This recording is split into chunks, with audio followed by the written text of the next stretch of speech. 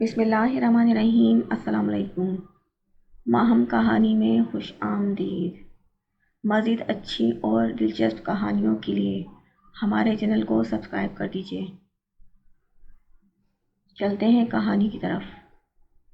آپ کو یہ بات کس نے بتائی؟ اشفا نے حیرانی سے پوچھا۔ نمرا پھپھو نے۔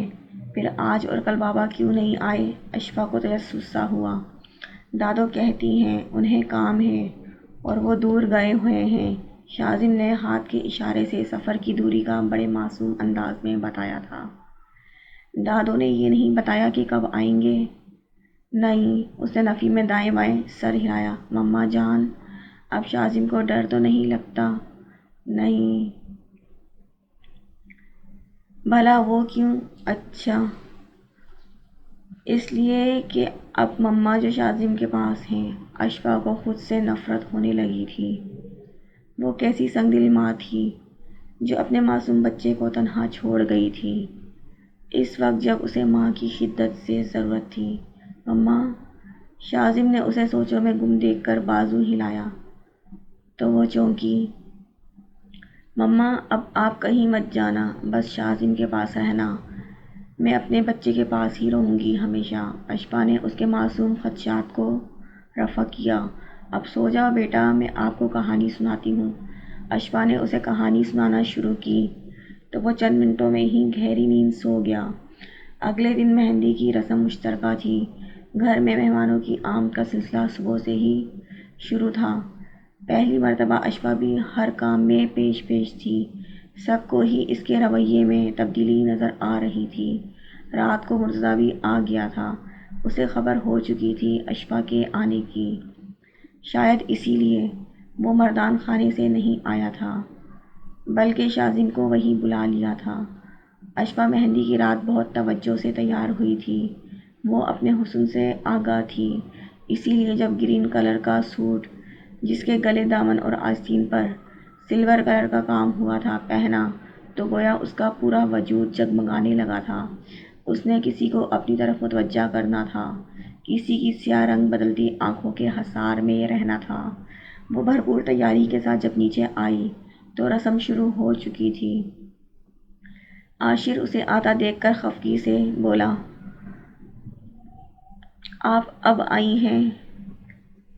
میں بہانے سے مرتضیٰ کو گھسیٹ کر لایا تھا مگر آپ نے سارا پروگرام غارت کر دیا۔ مرتضیٰ کہاں ہیں؟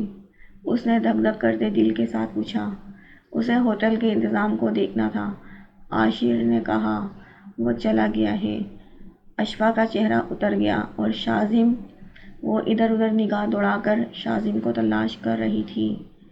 وہ بھی اسی کے ساتھ گیا ہے مگر شاذم کو تمہیں نہیں جانے دینا چاہیے تھا، اشفا پریشانی سے بولی۔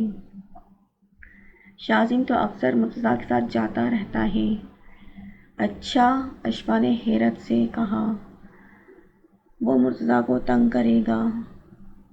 نہیں، وہ مرتضیٰ کو تنگ نہیں کرے گا بلکہ دور دور کے دوروں پر تو وہ خوشی خوشی باپ کے ساتھ جاتا ہے، عاشر نے بتایا اور پھر ثانیہ کو آواز دیتا پلٹ گیا۔ اشفا بھی مصنوعی مسکراہٹ لبوں پر سجا کر رسم میں شرکت کی غرض سے صحن میں چلی گئی۔ رات مرتضیٰ اور شاذم کی واپسی بہت دیر سے ہوئی تھی۔ مرتضیٰ نے سوئے ہوئے شاذم کو احتیاط سے اٹھایا اور اپنے کمرے کی طرف بڑھ آیا۔ وہ جانتا تھا کہ اشفا اسی کے کمرے میں رہ رہی ہے۔ وہ اشفا کی ڈھٹائی بلکہ بے شرمی پر حیرت زدہ تھا۔ کوئی اور عورت ہوتی تو شرمندگی کے مارے منہ چھپائے پھرتی، لوگوں کی باتوں کے خوف سے گوشہ نشین ہو جاتی، مگر یہ اشفا ہارون تھی جو کہ 6 سال پہلے رات کی تاریکی میں اپنے کم سن بیٹے کو چھوڑ کر بھاگ گئی تھی۔ بڑی ڈھلائی سے اب واپس آ گئی ہے، اپنی ممتا پر کیچڑ اچھلتے دیکھ گھر میں رہ رہی ہے۔ اس نے اپنی ممتا کو خواہشات اور آرام پر قربان کر دیا۔ لوگوں کی زبانیں تو نہیں روکی جا سکتی۔ مرتضیٰ نے خود کچھ خواتین کی گفتگو سنی تھی۔ مرتضیٰ کمرے میں داخل ہوا تو اسے بیڈ پر نیم دراز پایا۔ اشفا جاگ رہی تھی۔ یہ بھی ایک حیران کر دینے والا واقعہ تھا۔ اسے اپنی نیند اور آرام کا کس قدر خیال رہتا تھا۔ گھڑی کی سوئیوں کے ساتھ وہ سوتی جاگتی تھی اور اکثر جب مرتضیٰ اسے گہری نیند سے جگا دیتا تو ان دونوں کی لڑائی کا ہونا لازمی تھا۔ اسے یاد تھا جب ایک مرتبہ ساون کی پہلی بوند نے کمرے کی کھڑکی پر دستک دی تو مرتضیٰ نے اشفا کو جھنجھوڑ کر اٹھا دیا۔ کیا ہوا ہے؟ وہ گھبرا کر اٹھ بیٹھی۔ بارش، مرتضیٰ نے سرگوشی نما آواز میں کہا تو اشفا تب اٹھی۔ آپ نے بارش کا بتانے کے لیے میری نیند خراب کر ڈالی۔ غصے کے مارے اس کے چہرے کے تاثرات بدل گئے۔ تمہیں کسی نے بتایا نہیں کہ غصے میں تم بہت خوبصورت لگتی ہو؟ مرتضیٰ نے اسے چھیڑا تو وہ آگ ببولا ہو گئی۔ اب مجھے دیر تک نیند نہیں آئے گی، کیوں جگایا ہے مجھے؟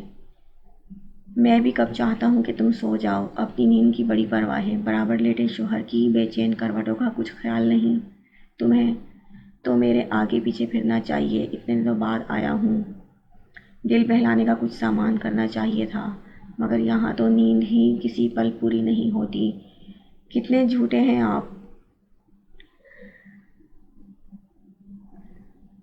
روز تو رات کو آ جاتے ہیں اور نیند میری کیسے پوری ہو؟ اتنا تو جگاتے ہیں آپ۔ وہ واقعی بہت منہ پھٹ اور بے حد بولڈ تھی، ہر بات بغیر لگی لپٹی کے کہہ دینے والی، اگرچہ کافی مرتبہ اسے بہت غلط ملط بول لینے کے بعد احساس ہوتا تھا کہ وہ کیا بول گئی ہے۔ روز آ جانے کا طعنہ دل کو لگا ہے۔ مرتضیٰ نے مسکرا کر اس کے بالوں کو چھیڑا تو وہ جھنجھلائی، ہاتھ مت لگائیے گا مجھے۔ کیا کر لو گی؟ مرتضیٰ نے مزید ایک عدد بھرپور شرارت کر ڈالی۔ اس کا غصہ سوا نیزے پر پہنچ گیا۔ چیخ چیخ کر سب کو بتاؤں گی کہ آپ رات کو چوری چھپے آتے ہیں۔ اوہ اوہ، یہ غضب نہ کرنا، اس نے جان بوجھ کر ڈرنے کی ایکٹنگ کی۔ ویسے آج کیوں طعنوں کی بوچھاڑ کر ڈالی ہے؟ مرتضیٰ نے اس کی روشن پیشانی پر ہاتھ رکھا اور کروٹ کے بل قدرے اونچا ہو کر اس کے تنے تنے نقوش کو میٹھی نگاہوں سے دیکھنے لگا۔ مجھے چھونے کی کوشش نہ کریں، وہ اس کی مزید پیش قدمی کو روکنے کی غرض سے تنبیہ لبہ لہجے میں بولی۔ تم کبھی کبھی اچھی مزاحمت نہیں کر سکی۔ سیاہ آنکھیں اب مسکرا رہی تھیں۔ ان آنکھوں میں نہ جانے کیا طلسم تھا کہ جب بھی وہ اسے اس انداز میں دیکھتا اشفا خود بخود نرم پڑ جاتی۔ میں آپ سے ہرگز بات نہیں کروں گی۔ اسے جب کوئی سخت الفاظ نہ سوجے تو وہ جھنجھلا کر بولی، یہ اچھی دھمکی ہے۔ مرتضیٰ نے مسکراتے ہوئے اس کے گرد بازوؤں کے حلقے کو مزید تنگ کیا تو وہ بھنچی آواز میں بلبلائی، مرتضیٰ مرتضیٰ۔ مرتضیٰ شاذم کو بیڈ پر لٹا کر جو ہی پلٹا، اشفا کے لبوں نے جنبش کی۔ دوسرے ہی پل وہ اس کے مقابل تھی۔ آپ کہاں جا رہے ہیں؟ تم سے مطلب؟ اس نے تیوری چڑھا کر پوچھا۔ مرتضیٰ، آپ مجھ سے خفا ہیں؟ آپ میری بات تو سنیں، میں آپ کی تمام بدگمانی دور کر دوں گی۔ پلیز آپ مجھے موقع تو دیں اپنی صفائی پیش کرنے کا۔ وہ اس کا ہاتھ تھام کر لجاجت سے بولی تو مرتضیٰ نے تنفر سے اس کا ہاتھ جھٹک دیا اور بولا، مجھے تمہاری بات نہیں سننا، آئندہ مجھے روکنے کی کوشش مت کرنا۔ کیوں نہ روکوں؟ میں آپ کی بیوی ہوں۔ بہت جلد یاد آ گیا ہے کہ تم میری بیوی ہو۔ مرتضیٰ کا لبہ لہجہ زہر زہر تھا۔ اشفا پشیمان سی نگاہ جھکا گئی۔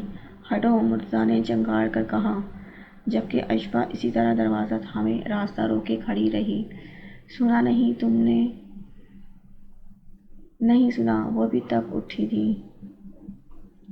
میں کہہ رہا ہوں کہ پیچھے ہٹ جاؤ ورنہ دو لگاؤں گا۔ آپ جب تک میری بات نہیں سنیں گے میں آپ کو نہیں جانے دوں گی۔ وہ بے خوف سے آنکھوں میں آنکھیں ڈال کر بولی تھی۔ مرتضیٰ نے ایک لمحے کے لیے سوچا اور پھر جھٹکے سے اسے دروازے کے سامنے سے ہٹایا اور پھر خود تیز قدموں سے چلتا باہر نکل گیا، جبکہ اشفا دم بخود سی کھڑی رہ گئی۔